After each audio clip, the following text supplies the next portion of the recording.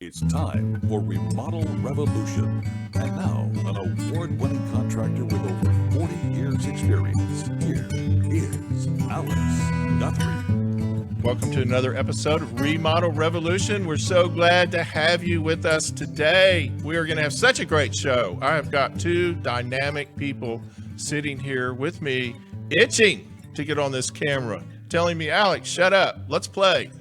I have today my very good friend and co-host for the show today, Mr. Steve Lawton with Total Air and Heat, and my very good friend, the Canadian, the lady from Canada. She is an incredible businesswoman. She does women's empowerment. She has Pink Belts Roofing and Construction. Robin Garten. Hello, Robin. Hello, thank you for having me. Yeah, we're so glad. I'm so glad to have you with us today. Now, today we're going to go through our normal stuff. We're going to do our little tool segment today, and I was doing a little research. Actually, something popped up on my Facebook thing about this tool that cuts squares. And so I thought Steve might be interested in this because Steve, you know, he's an air conditioning guy, and they're always trying to cut square stuff, right?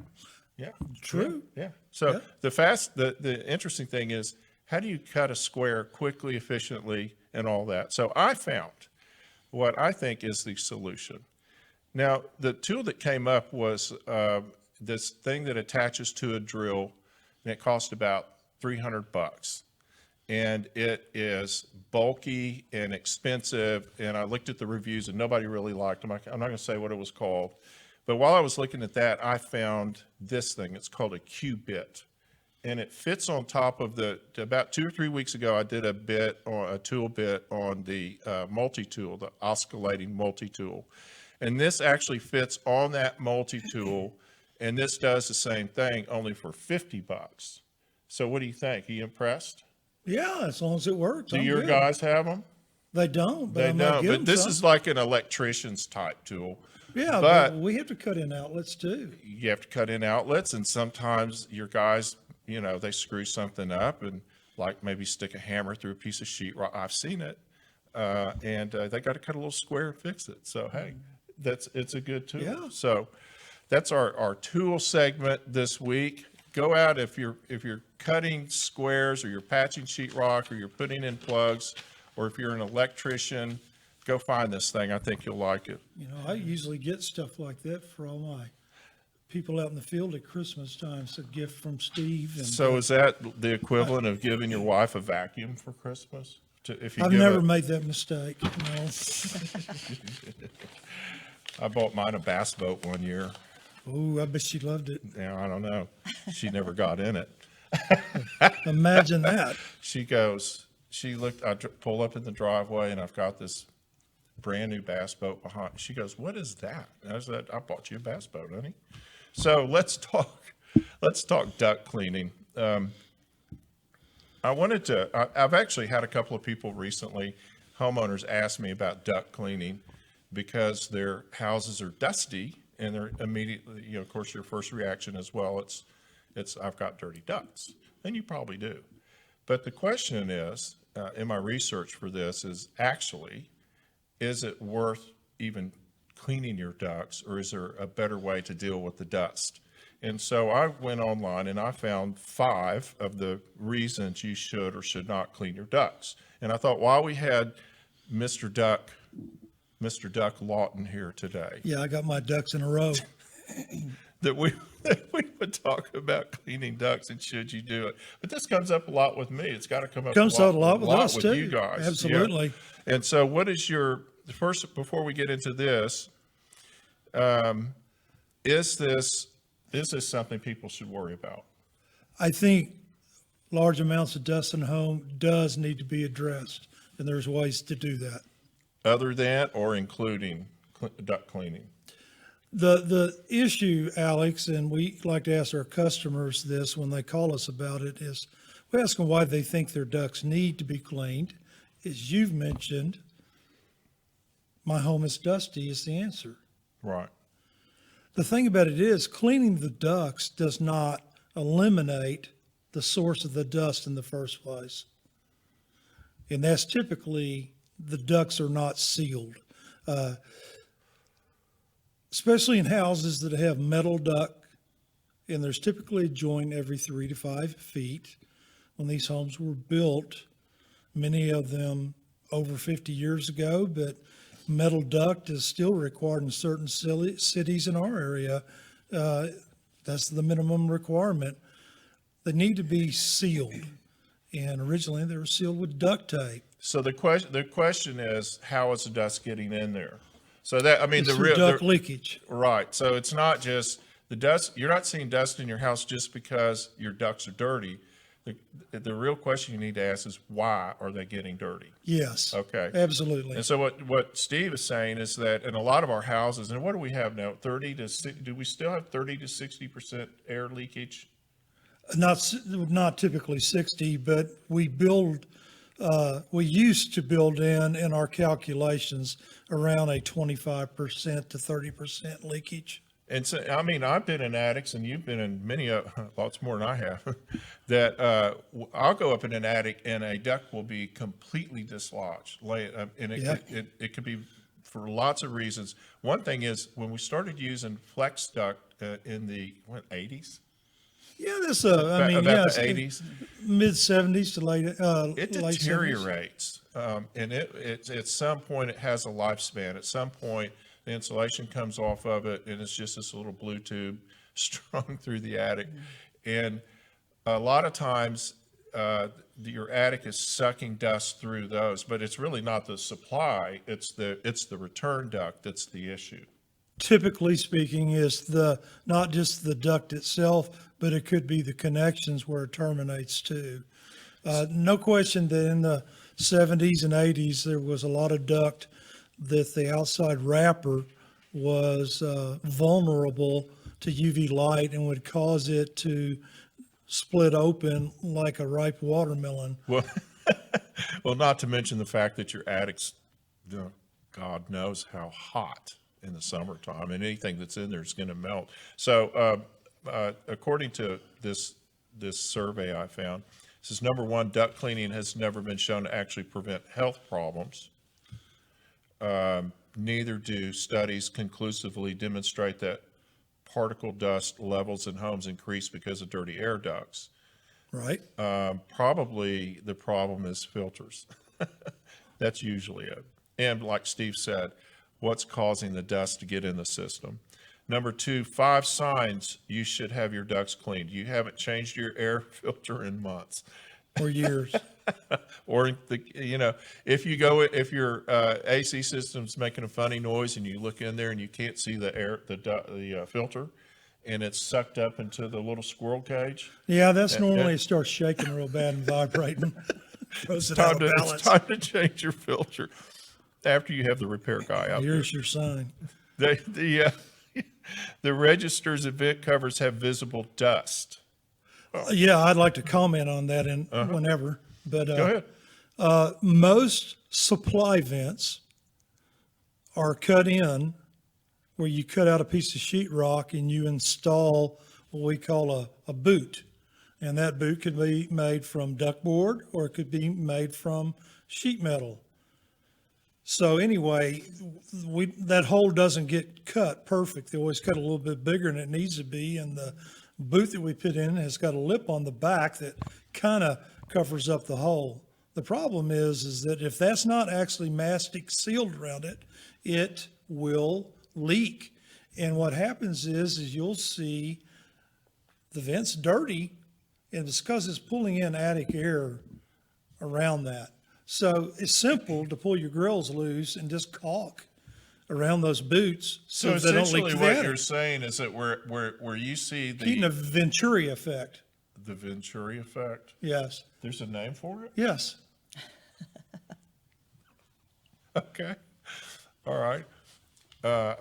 This just basically I'm not sure how to react to the Venturi effect. I'm thinking in my mind. higher pressure and lower pressure. Okay. You can actually have it where if there's a lower pressure on one side of something, it pulls the high pressure with it, and that's unfiltered air, fiberglass, and This moisture. is why I have smart people on my show. Okay.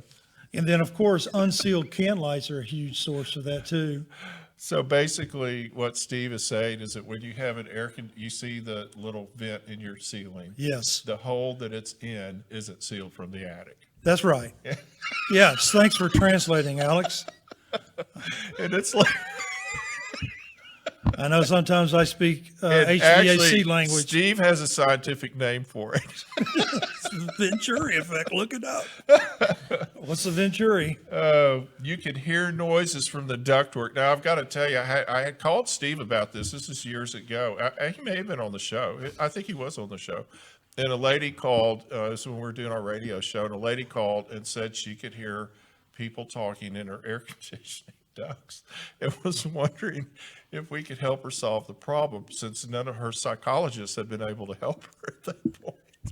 And so she could actually hear like a radio station through her air conditioning ducts. I don't know whatever happened. You remember that call? Yeah, I well, remember I've had that a lot call. of people. I think that we, The I don't funny. think we had an answer for her on that one. Do you? Well, if there was anybody else in the house or the radio playing in the house, and that would have been it. But especially with metal ducts, a lot of times you can hear people in other rooms talking. And I remember was one time hearing this lady was music. talking about, we can hear our kids talking in their bedrooms at night. I said, have you ever thought they can hear you too? Oh my gosh. Yeah. No, she could hear rock and roll from Philadelphia. Yep. Anyway, do I need filters? Do I need filters on my return vents? Only if you don't have filters on the main system. They do have, many houses do have what we call return air filter vents, where it's a swing open door to change the filter. That's okay. It's not preferable. It's preferable to have one good media air cleaner at your furnace or air handler As opposed to having a whole bunch of little ones to keep up with. that you have to get Yeah. on a ladder typically to Right. change because they're on the Right. ceiling of your house. But And don't your have yard both. guy is tired of you asking him to get on the ladder for various things. Yeah. Yeah, so I get that. Or your husband. Yeah. For that matter. Or in my house, my wife. She hates it when I ask her to do that stuff. I don't even do appliances anymore, you know. Is that right? And ever since YouTube came out, I taught my wife how to find YouTube. Oh my She goodness. fixes the dryer about twice a year. She's a wonderful woman. Okay, so the one other thing I wanted to talk to you about is with Steve about today is that and we did a show on this a couple of weeks ago, but I wanted to get a local opinion about it. Where this year they've mandated that we change the coolant in air conditioning systems. Steve, how's that going to affect people in general? Well, Alex, I think First it of was, all, let's talk about what's happened. yeah. Your good friends in Washington, D.C. decided that originally it was refrigerant 22 or hydrochlorofluorocarbons that they wanted to get rid of because it contributed to destroying. Freon is the name. That was People the know it brand, by. one Right. of the brand names. Freon was from DuPont. Refrigerant 22 was the word used for that refrigerant. And so that was done away with in the 80s. And then around 2000, we did away with what took its place. Well, I'm sorry, refrigerant 22 was phased out, and in 2010, you couldn't make equipment with R22 anymore. We use 410A now. They're about to phase that out because this chlorofluorocarbon, and so it contributes to destruction of the carbon layer or the carbon outgassing. So unfortunately, as it stands right this moment, in about 10 years, that goes away too. And then we've got a flammable The refrigerant. flammable refrigerant, which I think is a brilliant idea. Flammable refrigerant that takes its place. And it's not like you don't have a cooling coil with a gas furnace in your attic and the refrigerant leaks out of the coil right by the next to the flame for the gas furnace. furnace. Yeah, no, it's no big There's deal. there's a lot of intangibles on this one, and You have to you go up in the attic to change your air filter, and there's one of those things like you see in the restaurant over the stove that you pull on that puts the flame out. yeah, something like that. These I don't guys know are what the brilliant. long term They're is going to brilliant. be. Well, unfortunately, the Department of Energy and the EPA have backed the manufacturers of equipment into a How'd that corner. happen? I wonder why they did that. Well, we don't have as many to lobby on Capitol Hill as the automobile manufacturers, and I wonder if automobiles put out any carbon gases No, not or this natural gas power plants Not in this or country. coal-fired plants. Yeah. But they have a lot more lobbying power than We're we going to do. take a quick break and let Steve calm down. He's getting uptight. I'm passionate about helping people. We'll be right back. The hardest working and arguably most important system in our homes is our air conditioning and heating system. It heats the air, it cools the air, and it filters the air. That's why it's so critical to have it checked and maintained by the very best professionals available. It's time to contact Total Air and Heat at totalair.com. Get that system pruned and tuned. If you want to have the very best experience, you've got to hire the very best company. Total Air's employees are honest, well-trained, and thoroughly background checked. I never have to worry about sending their technicians out to my clients' homes. Family owned and operated for 3 generations, Total Air and Heat has been a fixture in North Dallas for over 60 years. Total Air is a proud dealer of the Train air conditioning systems, and you know how hard it is to stop a train, so give them a call at 972-881-0020. That's 972-881-0020, or contact them at totalair.com today. About a year or so ago, I don't know how I found Pink Belt's Roofing. I don't really remember how I did that, but I was doing a series called Women in Construction, and I contacted Pink Belt's Roofing. I didn't know who I was talking to, and I asked this person on the other end or through email, I want to talk to a female roofer.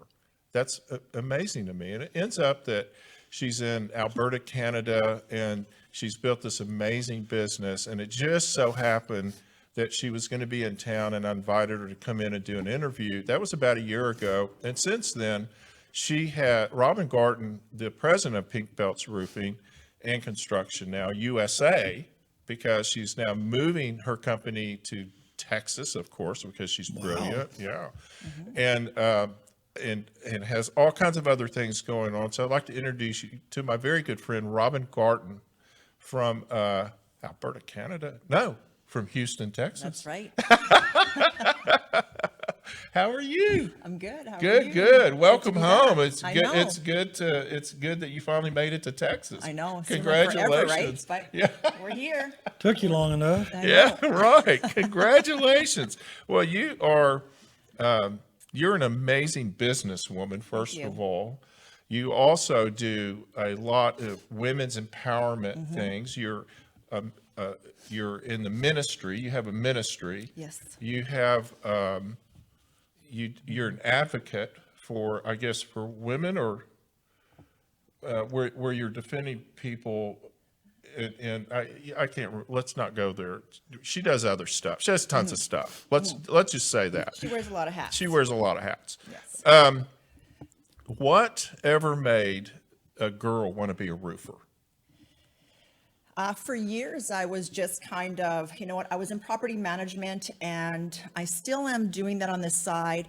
I just found myself in a situation where, when I would go and look at properties and being, big envelope, construction sites, I was the only one there, so I would be doing the due diligence previously, checking the attics, the roofs, with all the vendors, and I never saw one woman. And so you just said, And- I'm going to be that person. Well, you know what? It was a bug in my ear, and I just thought, you know what? I'm going to open up a company. I went hands-on for about 2 years first before doing it, and I opened up what is called Roof Surgeons Today, so it's all male. A year later, after checking out the industry and seeing minimal women in it, but women wanting to come into the industry, I thought, I'm the woman to do this. I'm the woman to pioneer and open doors for these women to jump into a male all-dominated industry. And so that's what I And did how long ago was that? in 2011. 2011. Yeah. And so you have roofing crews that are all female. Yes, Oh my gosh. yes. And you told me that the biggest problem you were having were the traffic jams around your jobs. Well, yes. There were some traffic jams, yes. I think it's just a shock factor for people because they're like, what is this? So we have women in pink camo outfits on roofs, 33 hard working women trying to keep up with the demand of the industry, right? Because people need to understand I am the first woman in the world to pioneer such a platform. And I hold that title, which is amazing for me. But realistically, what's even more amazing is the women who come on to make this happen. Well, and this was one of my questions to you is it can't be easy to find, I mean, where do you go to find women? If I went into any place I can think of in this town and said, how many of you ladies want to be a roofer? No, I'm getting my nails done. I'm not, no, Yeah. thank you. Yeah. When I do the seminars, I do the open houses, the women come. And the reason why I chose roofing is very simple. Because you're at heights, okay? And, you're putting on the sheathing, you're staggering the sheathing, you're staggering the shingles.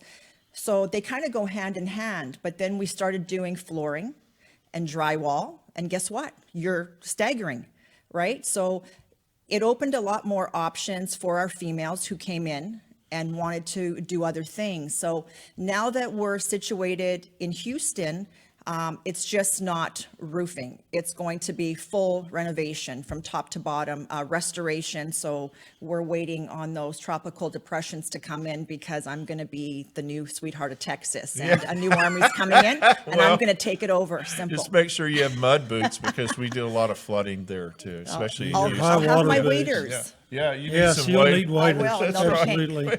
Personally, I think this is brilliant what you're doing. Thank you. Because there's no other reason. There's such a labor shortage in all of the skilled trades. Yes. And we're going to do business together because you know what? So what happens when we have, a massive flooding Yeah. or, torrential winds, Yes. whatnot, people are going to go for the air conditioning and the roof first, right? Typically, so those yes. go hand in hand. And Yep. guess what? There's more business, right? Sure. I mean, there's no doubt about it that is a prime opportunity. And in Texas in particular, roofers with high standards and ethics Yes. Yes. is very important. Yeah, It is. It really is. So, what brought you here? What made you come to Texas? Besides Well- the fact it's the best place, I mean, God made Texas for a reason. It's great. You know what? Houston is the female entrepreneurial capital of America. I did not know that. Well, now you do. And Wow. guess what? I'm going to fit in brilliantly here. Yeah. And the market in Canada right now is not that great. So when our government got in, I had to really think quick and come to America. I mean, ideally, because I'm Canadian, I wanted to franchise my business in Canada, but it just wasn't the place for me. And God just kind of pushed me into a calling into Texas, and Texas has welcomed me. And I'm absolutely looking forward to this new venture in my life. And There's plenty of people in Hollywood that are going to replace you, so don't worry about that. Going from frozen tundra to swamp. That's right. Let's talk about women's empowerment, because that's a big part of of your world. Yes. Tell us about your women in empowerment. So, like I said, I basically hold seminars. I'll be holding them across America. We've got women all over the place who are interested in coming into the franchise under our umbrella. And basically, it is just to bring gender balance into the industry is what I'm focusing on. Will we hire men? Absolutely. Why? Because their design that God had made for them is to be stronger than women. So we do need to utilize them still. I'm starting to feel like a mule. What? Alex, you can have a job. We'll utilize you. Fine. Here's your sign, Alex. Well, I think there is another wear pink. term for that. And we'll wear a pink tool belt. I'll wear a pink tool belt, but you're paying me really good for that. That's all good. So that's basically what I do. I empower women to come into the trades. I mean, they can be a nurse, they can be a doctor, they can be a lawyer. Those are all great. But if they want to run their own show, I basically help them come into the company. They can either franchise through us, or we can help them build their own company and become subs for pink belts. And because how we do still you want to do utilize this? them. You have a seminar or something? Yes. So I will be holding those sometime, hopefully this year. I'll start in Houston, and then New Orleans, and then North or South Carolina, Atlanta, and Florida. So Wow. we're going to be moving. Wow. We're going to be moving quickly. Following the storms. Exactly. Storm tracker. Yep. I am the storm. Don't forget, North Texas You gets are lots a storm. That's of for sure. lots of tornadoes and hailstorms too. Exactly. So it's not just coastal areas. Bring it on. Yeah. What is the type of reaction you get from, now I'm assuming that someone shows up at your seminar, a lady shows up at your seminar understanding something about what she's getting into. What sort of reactions do you get from women when you go, oh, you're here because I need a roofer, or you're here because I need a carpenter? Is that how are they accepting that? Mostly just want direction when they come to the seminars, right? They want to duplicate me into their platform, right? So they want to see how I'm doing it, what they're up against. And we're up against a lot, because when I started my business, it was kind of tough, because I had haters. I've had terrible emails. Really? I have been stalked. I've had my trucks broken into, and I still have them broken into every year. My tires tampered with. Is this competition, or is this just guys being? We don't know. But regardless of the fact, they need to understand that this is going to happen, and we're changing the dynamics, So right? you're busting some glass ceilings, and they don't like it. Pretty much. Yeah. Yeah. So Yeah. I'm just shaking the industry up a little bit, and they are worried about that. And that's okay, because you know what? There's enough work for everybody, Well, there sure is right now, for sure. but I'm going to take a lot of it. You know, women in general are much better Good. communicators than men are. So I could see, especially in the home environment, a woman that's knowledgeable coming in and being able to communicate both to the husband and wife. I think y'all could build a great trust level and And the beauty be is, more effective than men in many scenarios. Well, the other thing is that I believe I'm right, and I know someone will email me if I'm wrong. There's more women homeowners now than men. There's more women purchasing homes, single women, than men. And I think there's a absolute need for more women in the remodeling industry and All the things that trades. have to do, all those trades, because men don't understand that women feel intimidated when a big burly dude like Steve walks in and says, this is what has to happen, and they're going, okay. But when a woman walks in, there's definitely a different feeling. There is a different feel. And also, women are making most of the decisions now in the home.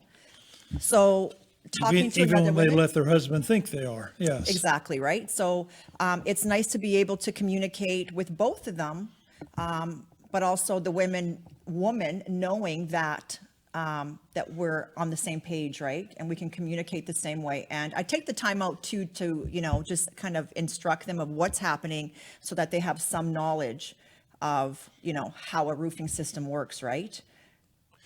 I think it's fascinating to look at how things are changing in our society, and I've been really very supportive of female entrepreneurs on this show, and for years, because I think it's so important. For one thing, I don't think a lot of guys are real smart, and I mean in business. I mean, they might be really good at what they do, but women have I'll tell you how this came about for me. I have been in business all my life, and I've made a lot of dumb mistakes, like anybody that's been in business all their life. You can always look back and go, boy, I wish I'd done that different. I realized at one point that the best advice I was getting in my business was from the women that were in my office, and they were saying, Alex, wake up, man. This is a problem. This is a problem. This person, because I'm kind of like a typical guy, I'm like, he's just being a guy, and they're like, no, he's being an idiot. It's affecting your business. And when I listened to them, I realized over time that I was just getting great advice. I've always respected women. I was raised by women, so I respect the back of their hand, and Oh, when it hits you, yeah. I learned to listen and duck. Those are the two things everybody's like, what was it like being raised? I learned how to listen. I learned how to duck. Well, women really have an eye for detail, and that's where I think there's just a massive opportunity. I spend hours talking to my guys about, you could do the best install in the world and leave a handprint on the wall, and that's what they're going to see. That's what they're going to see. Yeah. And so those details is what makes the difference. And women just come by that naturally. Guys, you have to drill it into them and beat it into them, but women just have those natural skills. Right. So let's talk a little bit about your kind of marketing plan here. You're going from a single business in Canada, Yeah. and you're going to expand worldwide. Yes. You're going to be like you're going to be the Super Dave of women in construction. You don't know who Super Dave is. You're Yes, too I do. young. Watched him every Saturday. Super Dave Osborne? Yeah, Yes. Super Dave. Yeah, only she's not going to bounce off the wall. She's going through the wall. So you started out, I know we talked about the 5. You were starting out with about maybe 5. Yes. 5, and I guess that's what you were just talking about. And so are you going through each city and having seminars, or how Yes. is that planned? Yeah, so we're going to do the 5 locations first, and kind of get into preparation for opening up those offices. And then we are going to have a global umbrella platform worldwide. You're amazing. You're amazing. Yes, so I'm looking forward to that. Yeah. We're going to take a quick break. When we come back, more with Robin Garton and Steve Lawton. We'll be right back. Sometimes it's a question of, do I call or don't I call the foundation repair company? Well, what if I tell you that I know a foundation repair company that will tell you if you don't need foundation repair? That's right. Hargrave and Hargrave Foundation Repair has been in business for over 50 years, and they know the difference. One of the last family-owned foundation repair businesses in North Texas. Not only are they honest, they know what causes your foundation to move, and they know how to fix it. Don't be duped by fly fly-by-night foundation companies that provide shortcuts and messy fixes. Call Hargrave and Hargrave Foundation Repair at 972-442-3415 at the first sign of trouble. Hargrave uses the Chance helical pier system exclusively because it's the highest quality, most reliable helical pier money can buy. 972-442-3415 or contact them at hargravefoundation.com. Robin Garten is a female entrepreneur, and she is kicking some serious butt, and I'm enjoying so much having her on the show. We're talking about women's empowerment in the construction industry, and Robin is right at the forefront of that, and I'm so happy to have you. I have a question. Are there certain trades that women gravitate to when they're wanting to be hands-on? Do they want to be a carpenter? They want to be a painter? What do women want to do? I find them in all fields. So whether it's electrical, plumbing, painting, flooring, tiling, they're popping up everywhere out of the woodwork now, and it's great to see that. So, and it's also beneficial to me because, we all, come together, we're in contact, we're building together. And so I'm looking for them all. So if you females are out there and you're looking to grow your business somehow or get into it or get into the trade, please contact me. I would love to help direct you with that and utilize your talents in the future. If you're already a Red Seal, Blue Seal, whatever it is, please contact me. If you're thinking about going into business or you want to come on to our franchise, I would be happy to meet you and move forward with you. Sure. Let's talk about training and how you're training these women. So we've got trade schools now, and there's a big push right now to increase, get more people into trade school for obvious reasons, and a larger and larger percentage of those people are female. I've been reading that. I didn't even think about grabbing those stats today, but that, it is what's happening. Are you going to align yourself with trade schools or small colleges or high schools or things like that? Have you gotten that far in your process yet? Yes. So I walk into schools, colleges, trade school, and I introduce myself. I tell them who I am, what my platform is all about. And so when they are in school and they're doing the book savvy part of it, we pull them out with our Red Seals and we give them their What's hours. a red seal? What are those? Red Seals are people who have been in the trades or who have finished the 4-year program, so they are masters. So we take those masters and we pull out the girls for their orientation hours. And so we find enough women to take on 2 or 3, maybe even more women at a time from these schools so that they can get their hours and then they sign off on their hours. And this is a training program in the trade? Yes, in Canada. in Canada. Okay. But we also, so I haven't really scoped out the area here for that, but we would still want, regardless, I'm pretty sure here you still need X amount of hours, whether it's 1,500 hours. We need red armadillos. Okay. Construction Education Foundation, CEF, is probably somebody you should contact. Yeah. Yeah.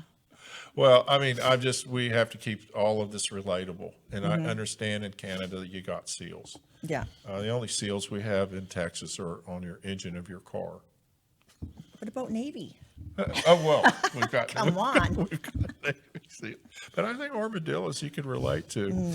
And so is there, they're kind of taking it all on. What do you find is a strength that women have in the actual physical part of this that men don't? What is it? Focus? Is it attention to detail? What do you think women do better? I think it revolves around everything. I think that they're more detail. They just, you know what, for them to come into this industry, that's the biggest strength, right? Because they are not fairly looked upon. Had I opened up this business 15 years ago, it probably wouldn't have went anywhere, but I opened it up at the, perfect time. So I think just the strength in itself is them stepping into the industry and, looking for that recognition that, we can do this job as well. Well, I mean, I was, my first construction job, and I was a young guy, and I was in Colorado, and I was up on this roof, it was in the mountains, and I was real high up on the roof, and I was real scared. I was real scared. Yeah. I mean, I was straddling it like I was riding a donkey, I was straddling that roof. I didn't want to move. And I look up, and there's this young woman with her tool belt on, just striding right along. Yeah. And I went, man, that really, that hurts. Didn't hurt any worse than the splinters I had put in my backside by straddling that roof. But women have been brave. I mean, that was a brave lady doing Yes. that. Way back then. This is in the 70s. That's when you were so much younger than me. You don't even know when the 70s were. You'd be surprised. So I got this chart yesterday or last night, and I thought this was very interesting, and it has some statistics about women-owned businesses, in particular in construction, and that this says women make up 14% of staff executive positions and 7% of line executives. Now, I've interviewed several ladies that actually own construction companies around the country. Some of them inherit the company. Some of them have started them. Some of them are new home builders. Yeah. Some are remodeling, and they're almost all executive level people. They're more so than just in the trades. They're also all very successful because I think that there's a certain analytical edge women have on men in a lot of ways. They're just more thoughtful. Now they're not always they don't go in as edgy and hard as men, but they certainly come out that way. I think one of the things too, like say, like we're looking at heavy equipment here, the feedback that I get in Canada is, the owners of these businesses, of course, male, they love the fact that these women look after their equipment because it saves them thousands and thousands of dollars in maintenance fees, where when they, checked everything out from male to female. You There's mean they're taking 20,000. better care of it? Absolutely. Women aren't using brute force on the equipment. Yeah. Throwing it across the room or whatever. Yeah, no, I get that. Well, this was jobs held by women. This I thought was really interesting. Nearly 1 in 3 companies promoted women to senior roles in 2018. 45% sales and office, 31% management, 21% construction and maintenance. 21% construction and maintenance. That's almost 1 out of 4. See, there That's you go. incredible. I mean, that's a huge number. Thank you, ladies. Well, I've seen a lot of women mechanics, but I don't see a lot of women on job sites. I just don't. Yeah. And I don't know if that's a regional thing. It actually we've never had a lot of women on job sites here. You know what? And I also think too is it's because a lot of women feel that they don't get equal opportunity. And so I think a lot of these other businesses need to drive and accept women to come in, to help out. That's what we're, meant to be. We're meant to be helpers, and we're really good at it. And I just think that, like, for example, when I went to New Orleans, when I was talking to some people about this, they were like, are you kidding me? Nobody would ever give us that opportunity. Well, when I go there, that opportunity is going to be open and it's going to be huge. So if you guys aren't going to do it, guess what? I'm going to do it. So you're telling me that women are just looking for the opportunity and it hasn't been presented to them. And I think Enough. that's very fair. Yes. Because when you're going into this industry, if you're that would be like me going into a female dominated industry as a male. And that would be very, very intimidating. But for a woman to go into a male dominated industry where she walks on a job site and it's all these guys being guys, that's the hard part for a woman. These guys, just some of them, I mean, really. After a while, it's not so bad because I'm just one of the guys, right? Well, no. I am. I am. No, seriously. Like with my, all male company, I'm just one of the guys. They treat me equal. I treat them equal. And it works. Okay. So- I certainly think it's possible to get there. Yeah. I think I think that women would bring a different smoothness. I'm just saying smooth out some of the edges because most men will automatically, just intuitively should. Now, you're going to have and you know that, I'm not telling you anything, a whole lot of guys that are going to really be resentful having women out there. I mean, for a lot of guys, a job site is their club. It's where they hang out. They're with the dudes. Anything goes. Yeah. And that's a big adjustment, having to kind of check your language maybe, or check Yeah. Check a lot of boxes. check a lot of Yeah. boxes. That's right. Leave a lot of it at the front door. Well, we have to a great extent, even when we hire women at my company for in the office, we have to make them aware that guys sometimes don't have a filter. And we apologize Are in we advance. supposed to have a filter? We are actually supposed to have a filter. And so we just make the guys aware that we're not going to tolerate. And we tell the ladies, stand your ground. And if you got a problem, let us know. We don't have a filter all the time either. No. Well, It just comes but it's with- it's more socially acceptable when women don't have a filter than when guys don't, I think. Sometimes it's tough, right? When you're Yeah. swinging a hammer, Yeah. you know what? Yeah. Things happen. And You hit your finger with a hammer, you can cuss like a guy. words- Yeah. This has been a really, really fun show. I know, really, it's been a good really time. enjoy having you here. And Yeah. I'm so happy for you and proud of you. And Thank you. I think it's amazing what you're doing. And it's necessary. It's time. is. It's time that it happens. And I love the idea that you're just wanting to kick ass all over the place. And I think yeah. that that's really a wonderful thing. Mm-hmm. If you are going to remodel your house, you're going to do a room addition, if you want to build a house, if you are wanting interior to maybe redo the interior, maybe your kitchen's getting kind of tired and old and you want to redo it, give me a call, Alex or contact me, Alex at alexguthrie.net. Give me a call at 469-446-8508. We do all kinds of remodeling, renovation. We've been in business since I was a little boy and would love to hear from you. And Steve Lawton, thank you for being here today. Always Thanks for love being being a on the part show. of your show. Yeah, it's really always fun. fun. And next week, we're going to have Carol Longacre with Service Roundtable. This is another company we're aligning with that I'm super excited about this. In fact, Steve's a member of Service Roundtable, and it's an organization that promotes small businesses. It started out in mechanical plumbing, and now they're growing into remodeling, residential remodeling, kind of expanding their footprint. And so we're going to have Carol on, and she is a very interesting lady, a good friend of mine for many years. She was one of the first female presidents of the local Builders Association. And so you talk about kicking some doors in. She's done it. She's a fantastic lady. So look forward to having her.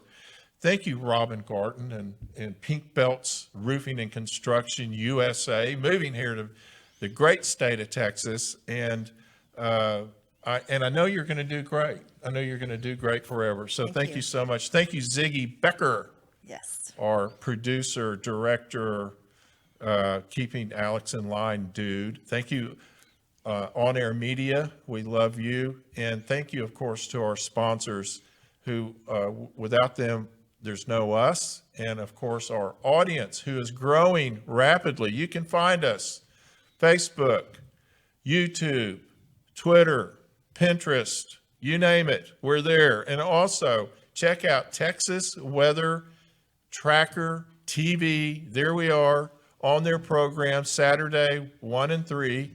We're really excited about that. And until next week, this is Alex Guthrie checking out. We'll see you in a week. The views and opinions of this program are for educational and entertainment purposes only and are not intended to replace the recommendations of a hired professional. You can catch Remodel Revolution anytime. Follow the show on the website, remodelrevolutionradio.com, or on social media, Facebook, Instagram, and Pinterest, using the handle at Remodel Revolution Radio. You can always listen to the show on iTunes, Spotify, Google Play, and TuneIn, and watch the show anytime on YouTube.